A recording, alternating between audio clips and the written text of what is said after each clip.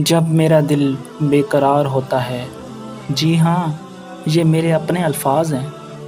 دل جب بے قرار سا ہو جاتا ہے تو میں یہ سوچنے پر مجبور ہو جاتا ہوں کہ میرا اس دنیا میں آنے کا مقصد کیا ہے،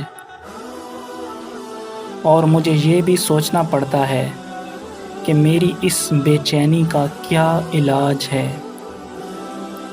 سچ بات تو یہ ہے کہ میں نماز بھی پڑھتا ہوں اور قرآن بھی پڑھتا ہوں، اور میں نے اس پریشانی کا حل تلاش کر لیا ہے،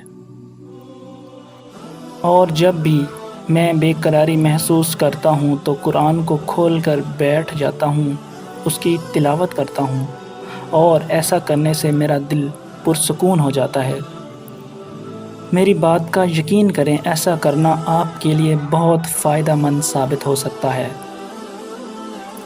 میں آدم کی اولاد ہوں، اور جب میں خود کو دوسروں سے آگے دیکھتا ہوں تو فخر اور غرور آتا ہے، کیونکہ یہ شیطان کی ایک چال ہوتی ہے۔ تو میں اس فخر اور غرور کو مارنے کے لیے ایک جگہ جاتا ہوں، ایسی جگہ جہاں پر ہر مسلمان کو جانا چاہیے۔